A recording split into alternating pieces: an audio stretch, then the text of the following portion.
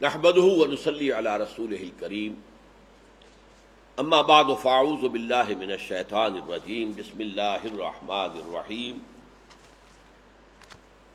ثم قفینا على آثارهم برسلنا وقفینا بعیسی ابن مریم وآتیناہ الانجیل، پھر ہم نے ان کے نقوش پا پر ابراہیم اور نوح اور ان کے جو پیروی کرنے والے تھے انہی کے نقوش پا پر ہم نے اور رسول اٹھائے، اور بالآخر ہم نے بنی اسرائیل کا آخری رسول بھیجا اور وہ تھے حضرت عیسیٰ۔ قفینا بعیسی ابن مریم، مریم کے بیٹے عیسیٰ کو، وآتیناہ الانجیل، انہیں ہم نے انجیل عطا کی، وجعلنا فی قلوب الذین اتبعوہ رأفۃ ورحمہ، اور جن لوگوں نے ان کی پیروی کی ان کے دلوں میں ہم نے رأفت، اب رأفت کا ترجمہ آپ ایک لفظ سے چاہیں تو رقت، رقیق القلب، حضرت ابو بکر کے لیے یہ لفظ خاص طور پر آتا ہے، بہت رقیق القلب انسان تھے، یعنی رقیق کہتے ہیں پتلا، ایک ہے پتھر سخت، تو پتھر سخت جو ہے جس کا دل ہو اسے کسی کے کسی درد کا احساس نہیں ہوتا،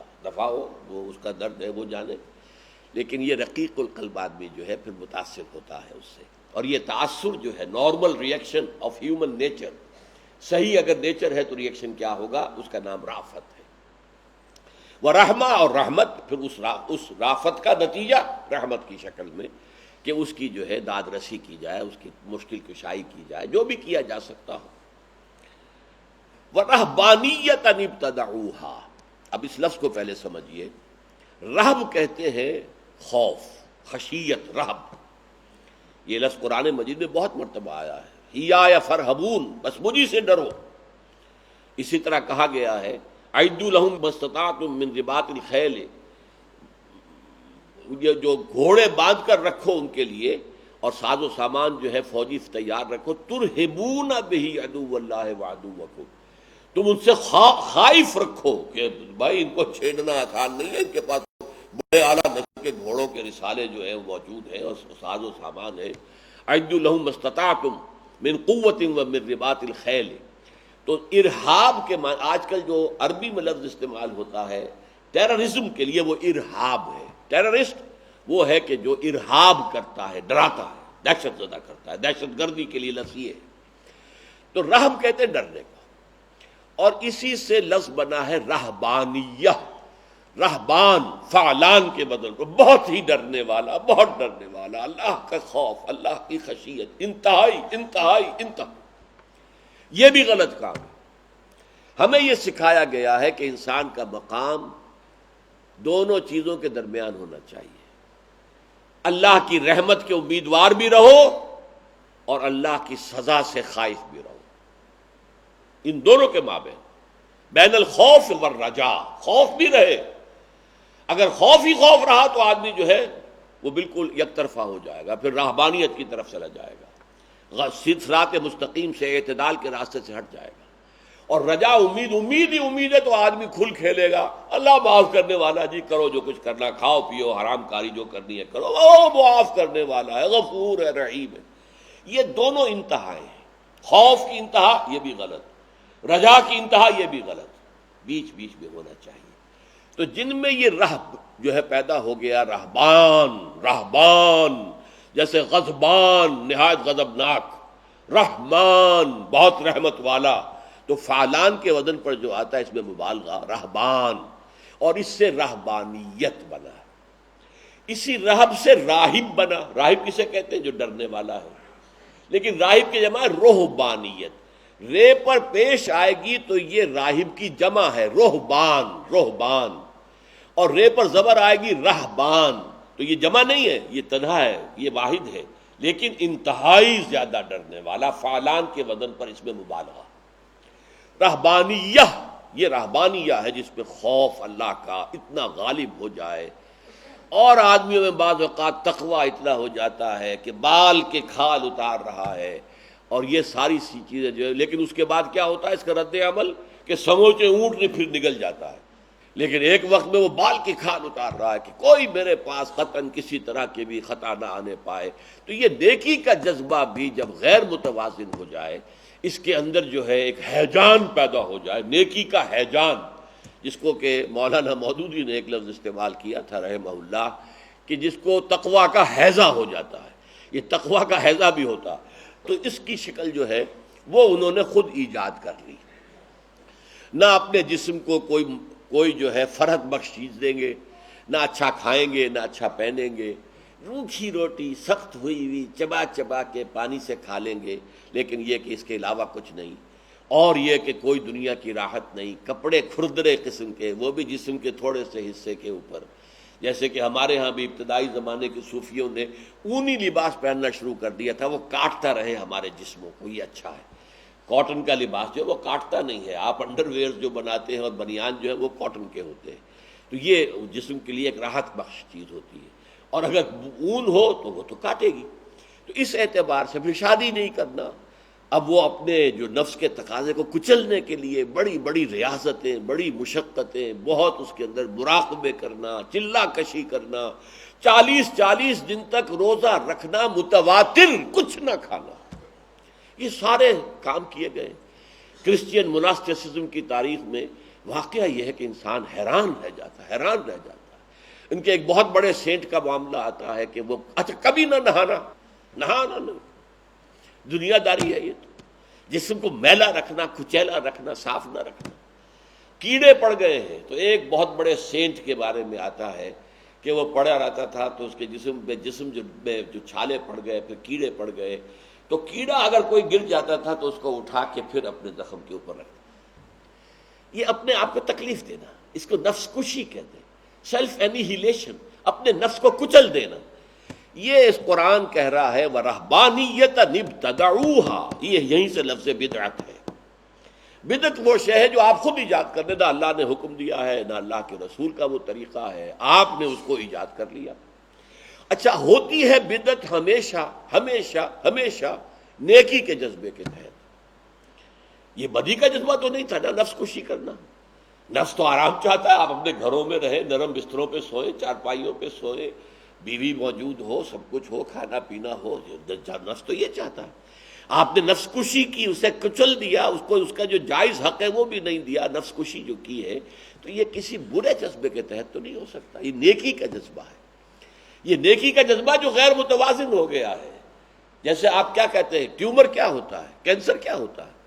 کسی ایک جس کے حصے کے ٹیشو جو ہے اس کے سیل بڑھنے شروع ہو جاتے ہیں آؤٹ آف پروپورشن، حالانکہ گروتھ تو ہر وقت ہے، میری کھال پر، آپ کی کھال پر مسلسل پرانے سیل مر رہے ہیں جو اتر جاتے ہیں، جب آپ یوں کرتے ہیں، نہاتے ہیں، ہوتے تو وہ پرانے سیل جو ہیں وہ میل کی شکل میں اتر جاتے ہیں اور نئے سیل ان کی جگہ لے لیتے ہیں، لیکن توازن کے ساتھ۔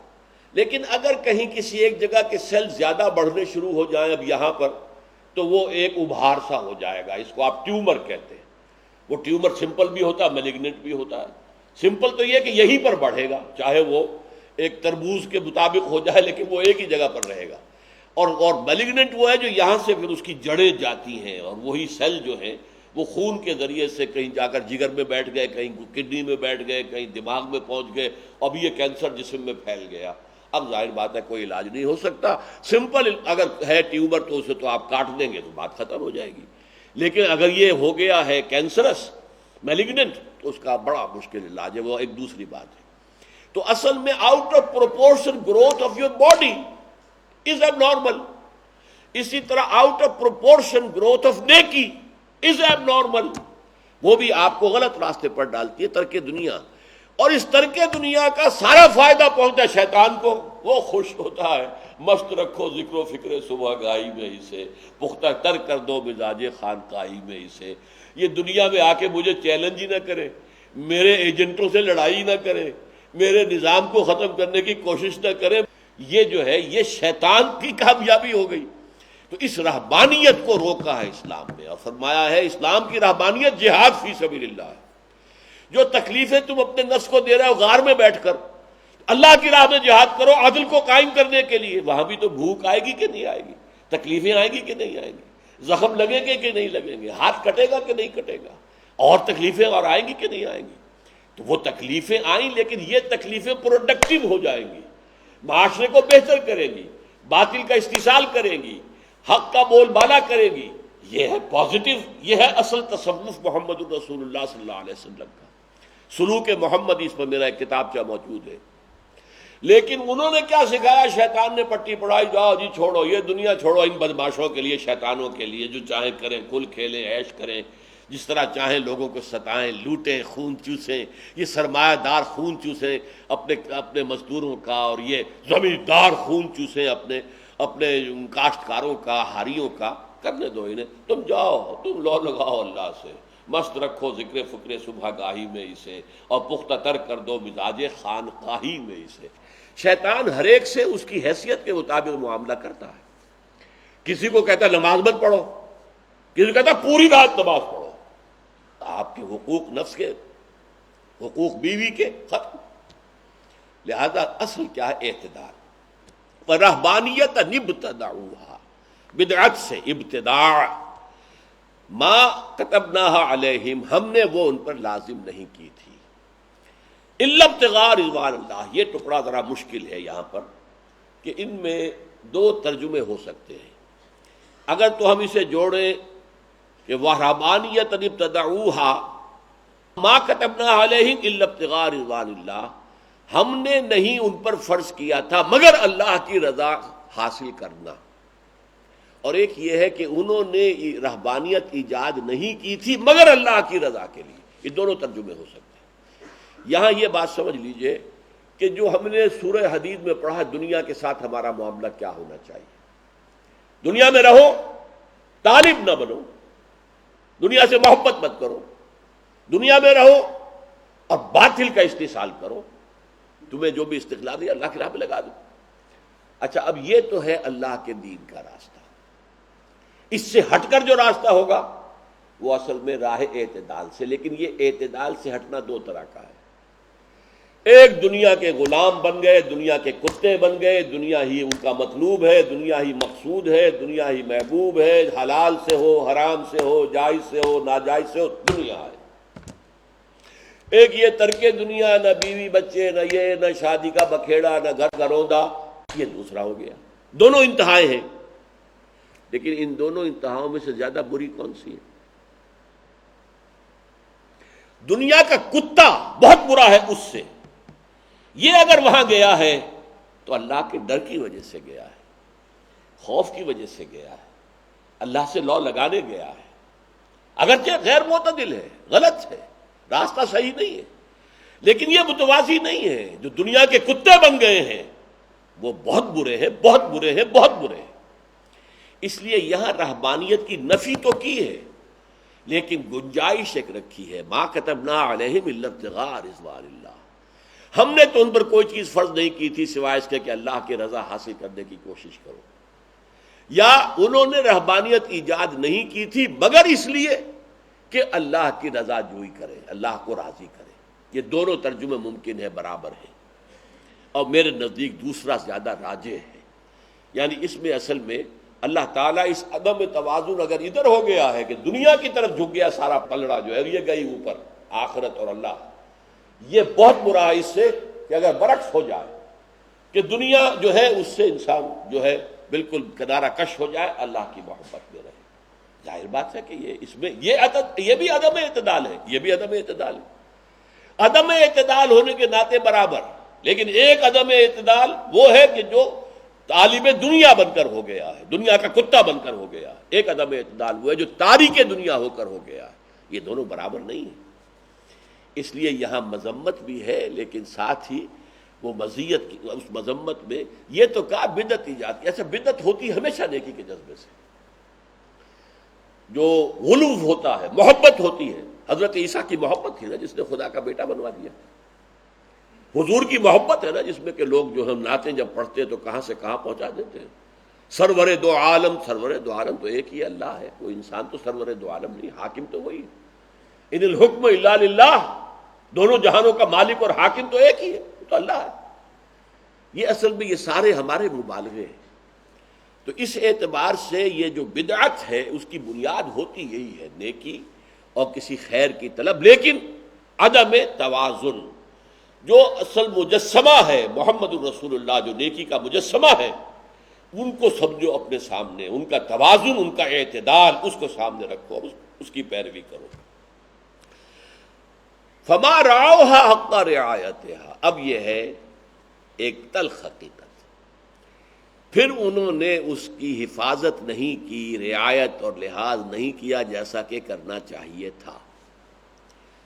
بہت شاذ ایسے لوگ ہوتے ہیں کہ جو ایک دفعہ دنیا سے تعلق موڑ لیتے، وہ واقعی موڑ لیتے ہیں، لیکن اکثر و بیشتر پھر کیا ہوتا ہے، دینداری کے پردے میں دنیا داری شروع ہو جاتی ہے۔ ہسٹری آف کرسچین موناسٹسزم، عیسائی خانقاہیت کی تاریخ خود انہوں نے لکھی ہے، ہم نے نہیں لکھی، یورپینز نے لکھی ہے، اور اس میں کیا ہے کہ ان کے تہخانوں کے اندر حرامی بچوں کی قبریں بنتی تھیں، کیونکہ یہ فطرت کا تقاضا ہے، آپ پابندی نہیں کر سکتے، اندر سے وہ جوش اٹھتا ہے، اس کے بعد آدمی جو ہے جائز راستہ آپ نے بند کر دیا، وہ ناجائز پر جائے گا۔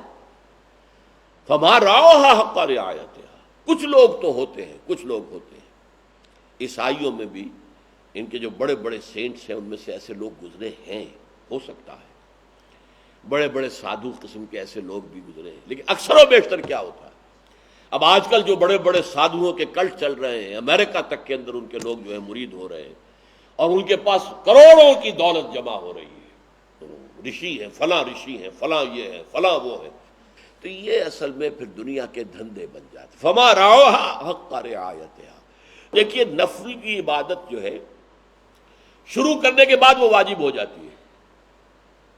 آپ نے 2 رکعت نفل پڑھے، کسی وجہ سے پھر توڑ دینا پڑا، اب اس کا آپ کو دینا پڑے گا، اس کی قضا دینی پڑے گی، اس لیے کہ پہلے تو یہ نفل تھا، شروع کر لیا تو یہ واجب ہو گیا۔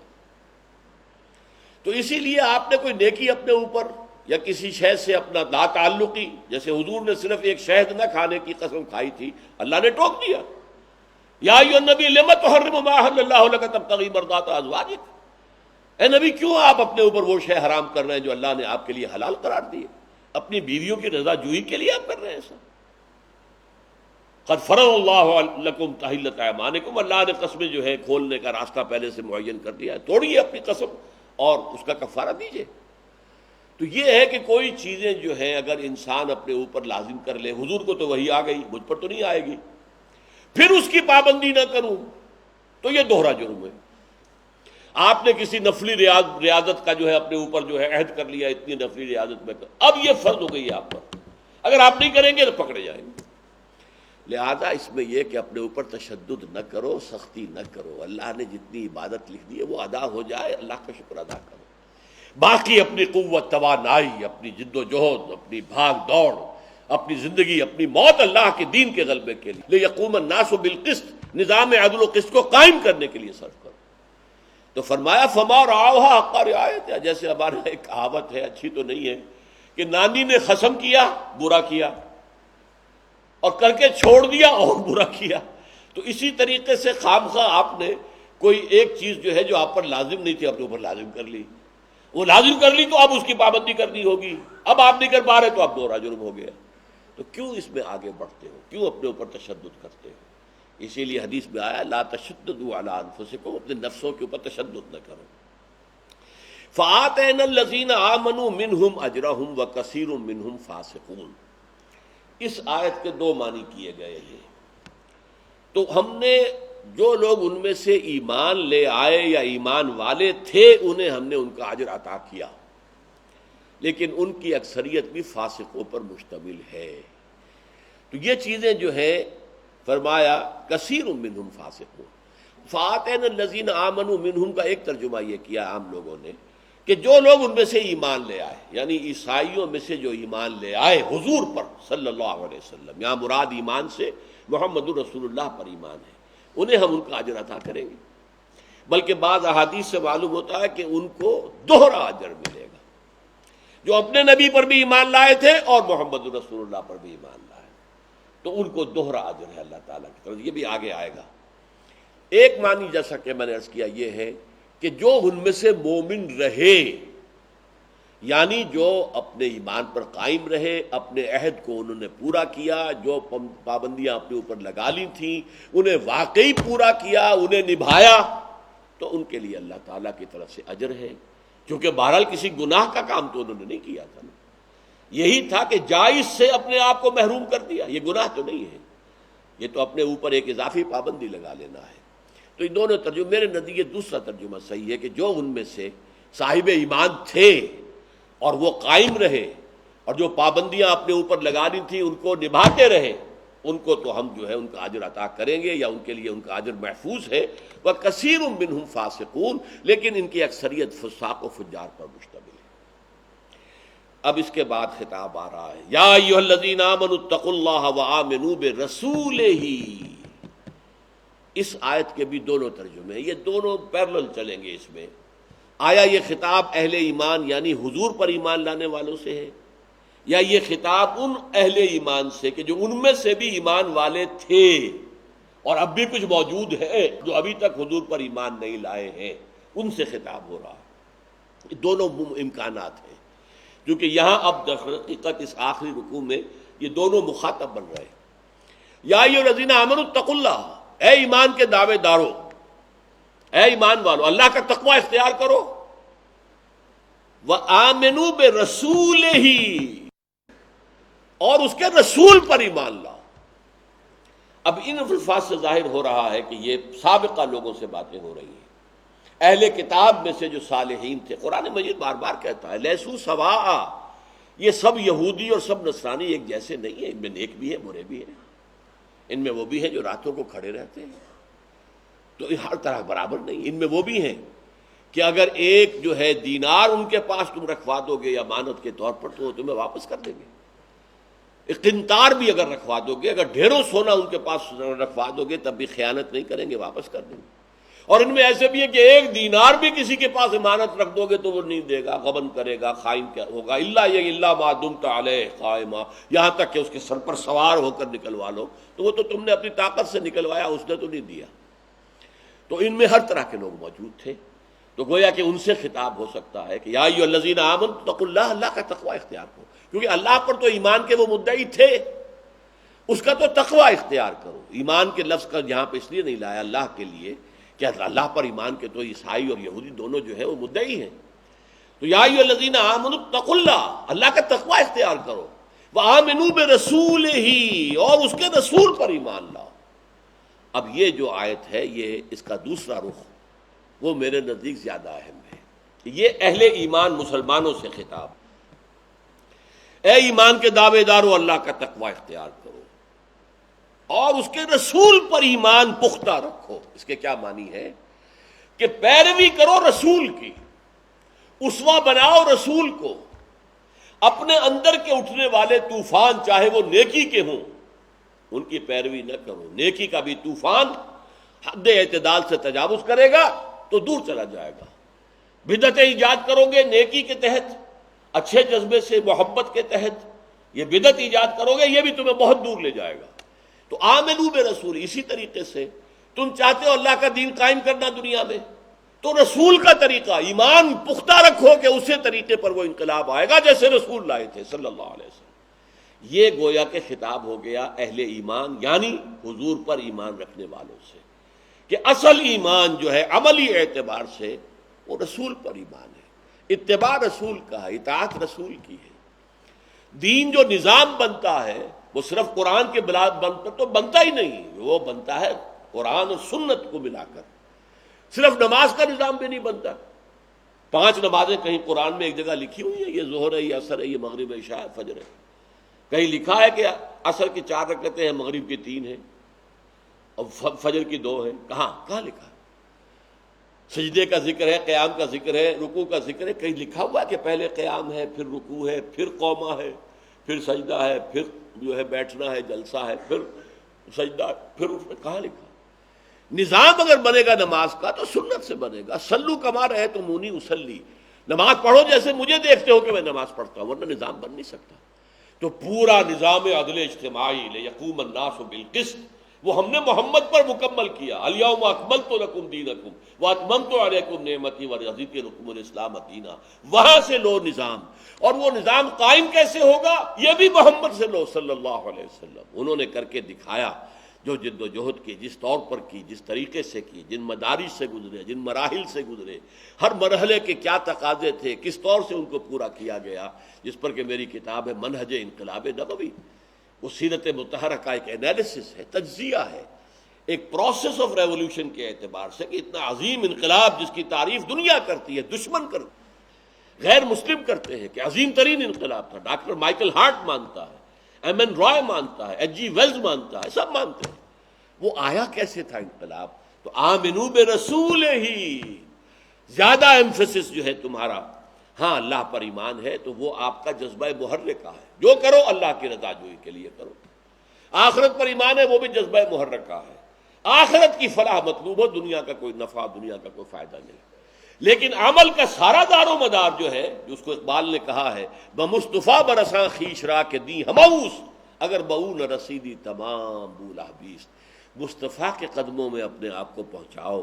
دین تو نام ہی مصطفیٰ کا ہے، دی ہماؤس وہی ہے دین، دین ہے مصطفیٰ، اس لیے کہ سارا نظام زندگی، سارا نظام اعمال، حقوق اللہ کیا ہے، حقوق العباد کیا ہے، ان میں توازن کیا ہے، حقوق اللہ میں سر فہرست کیا ہے، حقوق العباد میں سر فہرست کیا ہے، یہ ساری چیزیں تمہیں ملیں گی محمد الرسول اللہ کے قدموں تک پہنچاؤ۔